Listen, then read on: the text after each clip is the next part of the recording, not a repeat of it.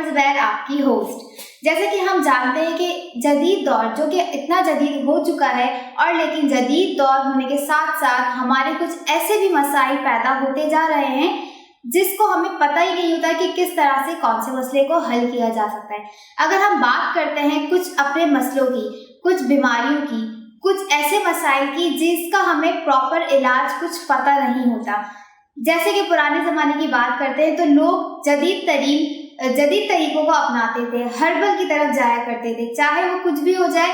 पहले ज़माने में हमारे हकीमों को बहुत अहमियत दी जाती थी, लेकिन अब हम जदीद हो गए, हमने इतनी टेक्नोलॉजीज़ को फॉलो कर लिया है कि हम अपने पुराने वक्तों के तरीकों को भूल चुके हैं। तो इसी तरह से आज उस पुराने वक्तों को याद दिलाने के लिए और उन चीज़ों को याद करने के लिए, आप लोगों को समझाने के लिए कि आपके जो इतने मसले मसाइल पेश होते हैं किस तरह से आप उसको हल कर सकते हैं, लेकिन हल करने के लिए हम आपको आज मिलवाने जा रहे हैं एक नामवर शख्सियत जो कि हमारे साथ अपना बहुत कीमती वक्त निकाल कर आप लोगों के लिए आई हैं। उनका नाम है डॉक्टर नाज आरिफ, जो कि एक बहुत अच्छी और बहुत जानी मानी हर्बलिस्ट है। अस्सलाम वालेकुम डॉक्टर नाज, कैसी हैं आप? अल्लाह का शुक्र, और तमाम नाजरीन और सामीन को सबसे पहले मेरा सलाम अर्ज़ है। दूसरा ये कि 99 और मोहम्मद एजाज ताज साहब की बहुत शुक्रगुजार हूँ और पूरी टीम की कि उन्होंने यहाँ मुझे मदऊ किया और इज़्ज़त अफजाई दी। जी डॉक्टर साहिबा, जैसे मैंने आपके बारे में सुना है, आपके हाथों में जो एक गॉड गिफ्टेड एक है, अल्लाह की तरफ से जो आपको नवाजा गया है एक हुनर, मैं कहूँगी बहुत ही जदीद तरीन जो हमारा अभी दौर चल रहा है, और उसके बाद आपके हाथ में जो हुनर अल्लाह ने दिया है उसके हवाले से आप क्या कहना चाहेंगे? मैं पहले तो वाकई अल्लाह ताला की तरफ से जो भी कुदरत ने नवाजा है या ख़ानदान से मुझे मिला है, बाय बर्थ मिला है, तो उसमें मेरा हर्बल एक बग़ैर मतलब किसी भी सर्टिफिकेट और किसी भी प्रैक्टिस और बजाय उसके कि गॉड गिफ्टेड ही है ये, और अल्लाह ताला का शुक्र अदा करती हूँ मैं इस चीज़ को लेकर। और सिर्फ हर्बलिस्ट ही नहीं, मतलब हर्बल के हवाले से नुस्ख़ाजात वग़ैरह जो अरसा दराज से चले आ रहे हैं, और नबाताती जड़ी बूटियाँ, और उनसे कौन वाकिफ़ नहीं है। मगर यहाँ हमारे यहाँ मैं ये समझती हूँ कि हमारे यहाँ जो मसले मसाइल तेज़ी से बढ़ रहे हैं, तो लोगों को असल में शऊर नहीं है कि हर्बल का इस्तेमाल करना किस तरह है, उसकी खुराक कितनी मिक़दार में आपने इस्तेमाल करनी है। तो बस वो कुछ चैनल्स पे देखते हुए सिर्फ हर्बल जड़ी बूटियों का कि फ़ला से फ़ला फ़ायदा है, तो उन चीज़ों को लेकर लोग सिर्फ वो पहुंच जाते हैं पंसार के यहाँ कि फ़ला हर्ब चाहिए हमें इस चीज़ के लिए, तो जबकि उन्हें मिक़दार का नहीं पता, उनके उसके मिजाज का नहीं पता, वो तायुन ही नहीं पता, तो बजाय उन फ़ायदों के नुकसानात का सबब बनता है। ये कह लेंगे कि लोगों के पास एक प्रॉपर इन्फॉर्मेशन नहीं है, उनको पता तो है कि ये, लेकिन वो सारी चीज़ों को मिक्स कर देते हैं। ऐसा ही है, हर्बल से रिलेटेड जो भी इलाज होता है उस चीज़ की उनको टैबलेट्स का पता होता है कि हाँ हम ये टैबलेट इतनी खा लेंगे तो ये हो जाएगा, लेकिन जो हमारे पुरखों के, हमारे ज़ईफ़ों के, हमारे हिकमत का जो एक इलाज है, वो उस तरह की नॉलेज हमारे पास है नहीं। तो थैंक यू सो मच, मैं फिर से आपको थैंक यू कहूँगी कि आप इसी नॉलेज को लोगों तक कन्वे करने के लिए, इनको अवेयरनेस देने के लिए यहाँ पर आई हैं। तो मैंने जो सुना है हमारे जो बड़े होते हैं 40+ ले लें, या लेकिन अब तो 30+ ही ले लें, 25 के बाद से ये मसले शुरू हो जाते हैं। जो मेन मसला अक्सर लोगों में देखा जाता है जोड़ों का दर्द, इसका आप क्या समझती हैं कि हर्बल ट्रीटमेंट इसका कैसे किया जा सकता है? क्योंकि एक ये होता है कि अगर आपके एक जोड़ में भी दर्द शुरू हो गया ना, तो फिर आपके पूरे बॉडी पार्ट्स में शुरू हो जाता है। जी बिल्कुल, आजकल न्यू जनरेशन को लेकर तो मेन मसला जो है ना कि वक्त से पहले या एज फैक्टर उसमें काउंट नहीं होता है, और आजकल 40 से पहले ही वो जोड़ों का दर्द और वो मसले मसाइल से दो चार हो जाते हैं लोग, और यहाँ तक कि बच्चा भी कंप्लेन कर रहा होता है। तो हमने लाइफ स्टाइल बहुत चेंज कर दिया अपना। वो ग़िज़ा को लेकर हो कि एक नज़म थी किसी उनकी पुराने हकीम कहा जाता है, मगर ये कि वो जहाँ तक काम चलता हो ग़िज़ा से, वहाँ तक चाहिए बचना दवा से। क्या बात। तो ग़िज़ाओं से जो इलाज है, ग़िज़ाओं का जब हम गलत इस्तेमाल करते हैं, एक तो टाइम पीरियड नहीं, रातों को जागते हैं फिर दिन में सोते हैं, तो वो सारा सिस्टम उलट गया है बिल्कुल। इंसान अपने महवर से जब हट जाता है तो फिर ज़ाहिर मसले ही बनते हैं। तो लाइफ आपकी बजाय मस्बत पहलुओं के उस पर चली जाती है कि नुकसानात, और वो इंसान खुद मोल ले रहा है। तो गलत इस्तेमाल, हर्ब का भी गलत इस्तेमाल, ग़िज़ा का गलत इस्तेमाल, सर्दियों के खाने अलग होते थे और गर्मियों की ग़िज़ाएँ अलग होती थी कि जब गरम दालें और वो चीज़ें, तो मिजाज जब दालों के और ग़िज़ाओं के मिजाज होते हैं उसी तरह से इस्तेमाल किया जाता है। इसी तरह नबाताती हर्ब वग़ैरह जड़ी बूटियाँ भी उनके मिजाज और उससे इस्तेमाल की जाती हैं, उनकी मकदार का और हर चीज़ का तयन किया जाता है, जो सिर्फ आपको तजर्बे और उन चीज़ों से नस्ल दर नस्ल या सिर्फ हकीमों की नॉलेज में होता है। मगर यहाँ पर सिर्फ चैनल देखते हुए और हर की मालूमात ले ली मीडिया से, इधर उधर से नेट से सर्च कर लिया, और लोग खुद अपने टोटके और वो सब चीज़ें इस्तेमाल कर रहे होते हैं। तो मैं ये कहूँगी, पहुँचाना चाहूँगी आपके चैनल के तवस्सुत से कि ये अपने सेहत के साथ, खुदा अपनी सेहत के साथ ना खेलें। लोगों को ये, उनको पता नहीं होता कि उन्हें किस टाइम पे क्या चीज़ उन्हें नुकसान दे रही है, क्या चीज़ उन्हें फ़ायदा दे रही है। लोगों को प्रॉपर एक वे नहीं पता है कि क्या चीज़। अब अक्सर मैंने सुना है कि बालों के लिए मछली खाया करो, बाल अच्छे होंगे, लेकिन मछली भी हम कब तक खाएंगे। और लड़कियों की खूबसूरती तो उनके बालों में होती है, देख रही होती हूँ मैं, छोटी छोटी उम्र में उनके बाल सफ़ेद हो रहे होते हैं, उनका हेयर फॉल इतना हो रहा होता है, वो भी बहुत परेशान होती है। उनको भी थोड़ा सा बताएं कि लाइक उनको क्या करना चाहिए, कि किस तरह से वो अपने हेयर फॉल को रोक सकें, जो सफ़ेद बाल उनकी खूबसूरती में लाइक कमी ले आते हैं, किस तरह से वो उसको कवर कर सकते हैं। बिल्कुल, फिर मैं वही बात कहूँगी कि ग़िज़ा का बेजा और गलत इस्तेमाल, क्योंकि चाट चपाट और जंक फूड की तरफ हमारी न्यू जनरेशन जिस तेज़ी से गामजन है, तो वही फास्ट फूड्स या जंक्स, आप ये पिज़्ज़ा बर्गर और वो सब चीज़ें, तो ये बजाय फ़ायदे के नुकसानात, हर चीज़ की ज़्यादती आप पे असरअंदाज होती है, फिर उसके नुकसानात भी सामने आते हैं। तो वक्त से पहले सफ़ेद होना बालों का, या फिर एक ऑयलिंग का हमारे यहाँ रुझान बिल्कुल ख़त्म हो गया है कि मेरे ख्याल में शाज़ो नादिर आप किसी से बात करें तो वो ऑयलिंग करते ही नहीं, कि सालों से मैंने तो ऑयलिंग की ही नहीं। तो ज़्यादातर इस तरह की थिंकिंग है लोगों को कि नहीं यार कुछ नहीं होता ऑयलिंग से, और बस हेयर ड्राई और वो सब चीज़ें। तो उस तरफ जो तेज़ी से गामजन हैं लोग, तो उसके नुकसानात खुद भुगत रहे हैं। सही और हर्बल में वाकई ही हमारे सदियों से चली आ रही हैं जड़ी बूटियाँ, कि अपना हर्बल, आंवला, रीठा, सिकाकाई और हर चीज़, यहाँ तक कि सरसों इतनी बेस्ट होती थी कि गर्मियों में सरसों को भिगो दिया जाता था मटकों में, जो हमारे बुजुर्ग और वो सब चीज़ें बाकायदा मटके तैयार किए जाते थे, उसमें सरसों की खली और वो भिगो दी जाती थी, उससे बालों को वॉश किया जाता था और इतने अच्छे निखर के सामने आते थे वो, और शाइनी। और ये फिर नहाने की इस तरह तैयारियां होती थी पहले कि बालों को आपने वही, अगर हम पहले अगर चले जाएं हमारे पुराने वक्तों में, तो औरतें नहाने से पहले अपना एक पूरा उनका हेयर शैम्पू घर में ही बनाया करती थी। और कैसे बनाया करती थी, हर्बल नुस्खा ही वो लोग अपना आजमाती थी। और लेकिन देख लें आप, पहले की औरतों के बाद माशाल्लाह हमारी वालदा जो है अभी भी इतनी एजेड हो गई हैं, लेकिन उनके बाल, वाकई में मैं कहती हूँ कि उनके बाल वही पुराने दौर के है ना चीज़ें, लेकिन अब अवेयरनेस नहीं है लोगों के पास कि किस तरह वो कैसे यूटिलाइज किया जाए, कहाँ पे यूटिलाइज किया जाए उन लोगों को। अब देख ले, कहते हैं कि ये अगर मौसम को, अगर हम मौसम के हवाले से बात करें, लोगों को अब तो इतना ट्रेंड हो गया है कि गर्मी हो, ये हो, वो खाना है, उनको पता ही नहीं होता है कि कौन सी चीज़ किस टाइम पे उनको सूट करेगी। कुछ चीज़ें उनको सूट नहीं करती हैं। अब कराची की गर्मी की बात कर लेते हैं। गर्मी में उनको पता नहीं होता कि उन्हें किस तरह की डाइट्स लेनी है, क्या फ्रूट्स लेने हैं, कौन सी चीज़ें उन्हें प्रॉपर वे में लेनी है, लेकिन वो कुछ खा लेते। इस तरह का क्या होता है, गर्मी दाने निकली है, गर्मी दाने निकली है, उसके साथ साथ उनमें फिर खारिश शुरू हो जाती है, और फिर वो खारिश के उनके निशान छोड़ जाते हैं, वो मुस्तकिल निशानात छोड़ जाते हैं। तो हर्बल क्या कहता है, इसका क्या ट्रीटमेंट हो सकता है? हर्बल वगैरह में वही है कि मसला भी है, जैसे बच्चे हो, बड़े हो, छोटे, ये तो कभी भी कहीं पे भी किसी के साथ हो सकता है। देखो वही है ना कि कुदरत के खिलाफ आप जाओगे तो एक तो हमारे यहाँ माशरती भी इतनी हवा में, इसमें गंदगी, अभी बारिशों के बाद देखो कि जगह जगह गंदगी का ढेर और वो सब चीज़ें। जब अल्लाह ताला ने कह दिया कि सफाई निस्फ़ ईमान है, तो पहले तो हमें सफाई की अशद ज़रूरत है, माशरती सिस्टम को बेहतर बनाना है। सिर्फ हम ये नहीं कि हमने फला लगा लिया, फला हर्ब इस्तेमाल कर ली।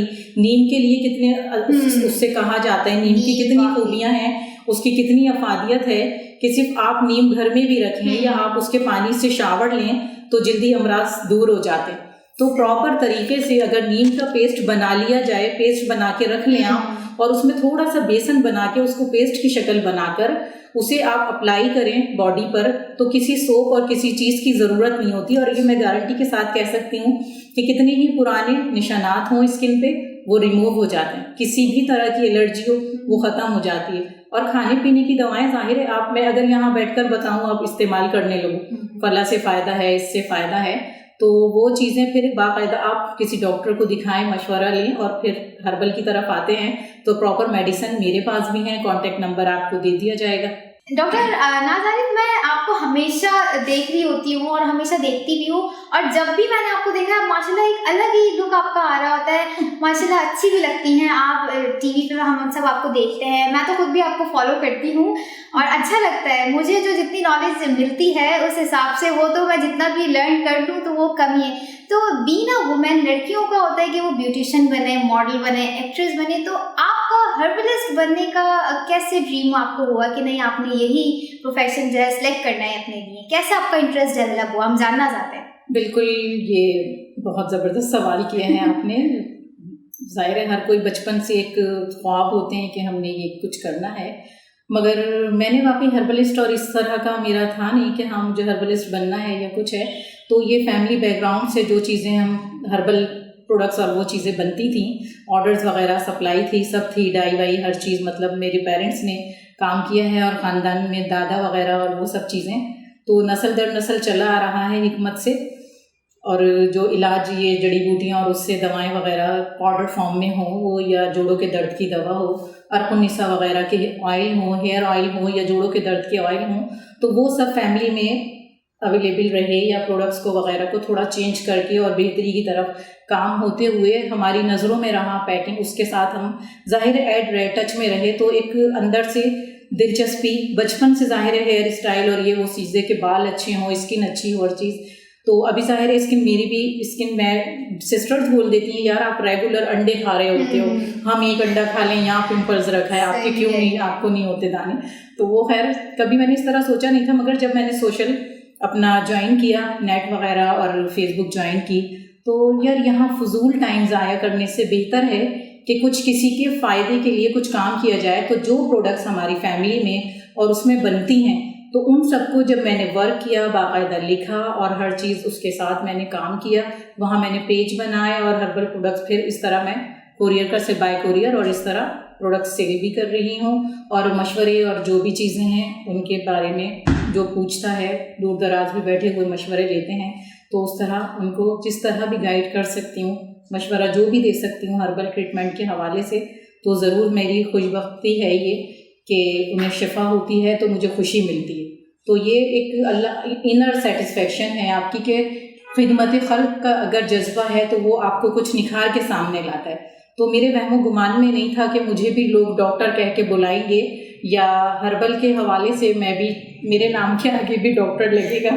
तो ईसा लैब वालों ने भी मुझे सर्टिफिकेट दिया है डॉक्टर नाज आरिफ का, तो मैं उनकी भी शुक्रगुजार हूँ और आपके चैनल की भी कि सारी नॉलेज और सब चीज़ें आप लोगों को तक पहुँचा रहे हैं इस सिलसिले से। सही।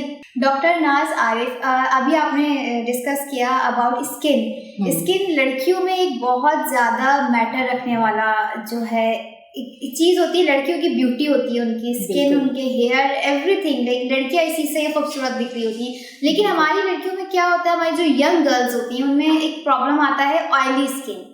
बहुत ज़्यादा ऑयली हो जाती है, बहुत ज़्यादा रफ हो जाती है, या तो समटाइम्स ऐसा होता है वो कुछ ऐसी प्रोडक्ट्स यूज़ कर लेती हैं कि उससे उन्हें एलर्जी हो जाती है। यही तरीका होता है कि उनको पता नहीं होता है कि कौन सी प्रोडक्ट को किस वे में यूज़ करना है, लेकिन वो यूज़ कर लेती है, कुछ टाइम बाद उसका साइड इफेक्ट उनके फेस पे नज़र आता है। लेकिन मैंने जो भी मेरी भी नॉलेज है और अभी आपसे भी जो सीखा हर्बल ट्रीटमेंट के थ्रू, कि हर्बल से कोई नुकसान नहीं होता है, और हमारी यंग गर्ल्स को ये सोचना चाहिए कि उन्हें अपनी स्किन के लिए हर्बल ट्रीटमेंट ही उन्हें करवाना चाहिए। इस बाकी प्रोडक्ट तो होती ही, लाइक मैं ये नहीं कहूँगी कि टेम्परेरी होती है, लेकिन उनके साइड इफेक्ट होते हैं। तो आप क्या कहेंगे, किस तरह से हर्बल ट्रीटमेंट से हम ऑयली स्किन और रफ स्किन को सही कर सकते हैं? देखो, पहली बात तो मैं ये वजाहत चाहूँगी यहाँ पर कि सिर्फ लड़कियाँ ही स्किन की केयर नहीं करती हैं।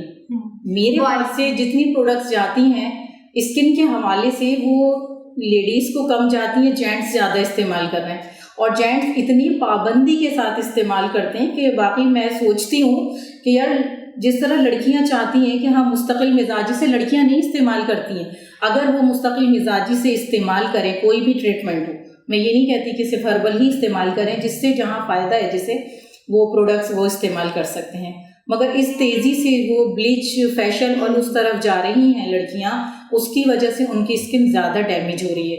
और स्किन के साथ खेलना हिमाकत है। आजकल हर दूसरा बंदा, हर दूसरी बंदी बचपन से, कुछ पेरेंट्स को भी है कि वो कलर फेयर होगा तो ये होगा वो होगा फलाना, मतलब कलर फेयर की तरफ क्यों भाग रहे हो आप? सिर्फ स्किन शाइनी, आपकी स्किन ग्लो करे। ब्लैक क्या ब्यूटी नहीं होती स्किन की? गंदुमी कलर क्या अच्छा नहीं लगता लोगों को? सिर्फ फेयरनेस को लेके आप खेलोगे तो अपनी स्किन के साथ, अपने साथ जुल्म कर रहे हो। अपनी स्किन के साथ खेलना हिमाकत है, मैं तो ये कहूँगी।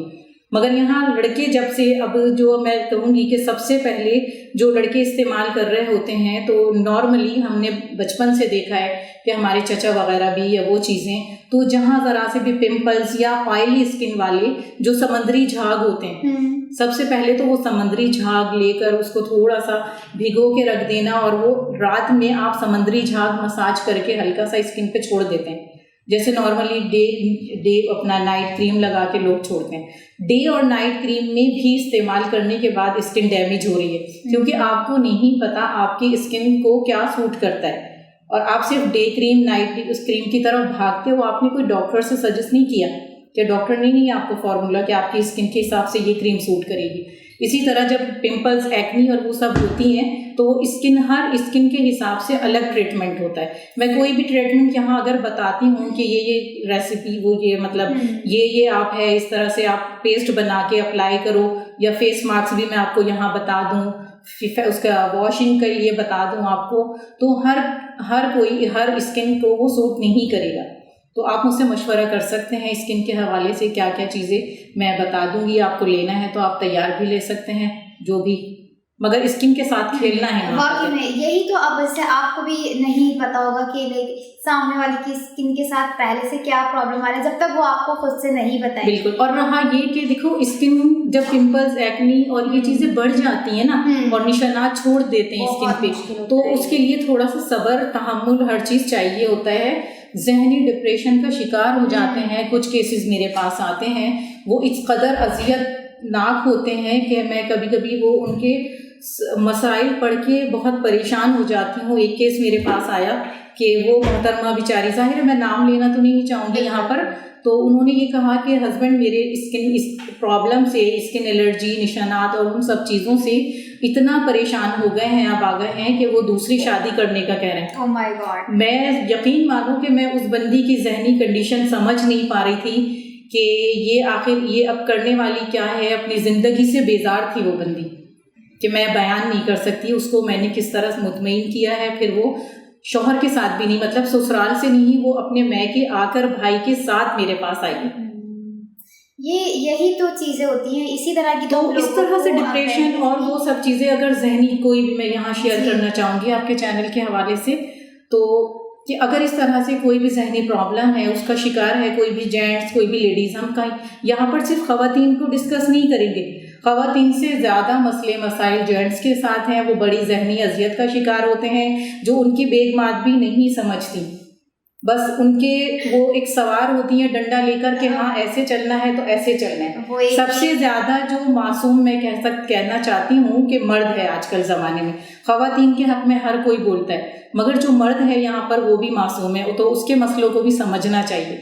और या चलो दूसरी शादी का इशू ऐसा है भी नहीं, अगर 4 शादियाँ जायज़ हैं उसको भी इजाज़त है, मगर हाँ उसको इस टाइप से, इस तरह वो करके टॉर्चर ना करें। बिल्कुल सही कह रही हैं इस हवाले से। और रहा ये कि जाहिर है देखो, अगर जेंट्स के साथ भी कोई प्रॉब्लम है तो उसे भी आप समझो, उसे भी समझो। और अगर जहनी मसाइल का शिकार है जो भी कोई, तो मैं ये कहना चाहूँगी कि हर्बल जड़ी बूटी होती है और अपना लोबान, इन दोनों को मिलाकर आप घर में रखें बराबर मिकदार में, और घर में धुनी दें। किसी तरह की भी जहनी परेशानियाँ, टेंशन्स और वो सब चीज़ें आप देखें किस तरह रफा दफा होंगी, जिस तरह शयातीन भागते हैं। डॉक्टर नाज़ारिफ, अक्सर माएँ अपने बच्चों को लेकर आ रही होती है कान के दर्द की वजह से, उनके बच्चों के कान में दर्द हो रहा होता है, पता नहीं चल पा रहा होता है वो क्यों है, तो क्या वजह होती है जो उनके कान में इतना दर्द रहता है, ये क्या वजूहात हैं जो, क्योंकि बच्चे तो बोल भी नहीं पा रहे होते हैं कि उनके साथ क्या मसला चल रहा है, तो हर्बल ट्रीटमेंट में इसका क्या इलाज है वैसे? बिल्कुल, यहाँ माँ को भी जाहिर है, देखो जब पहली जाहिर है इतनी तो नॉलेज एक औरत को नहीं होती, पहला बेबी है या है, पहला बेबी भी है, तो जाहिर है उसे नहीं पता होता है किस तरह नहलाना है, क्या वो पोजीशन रखनी है।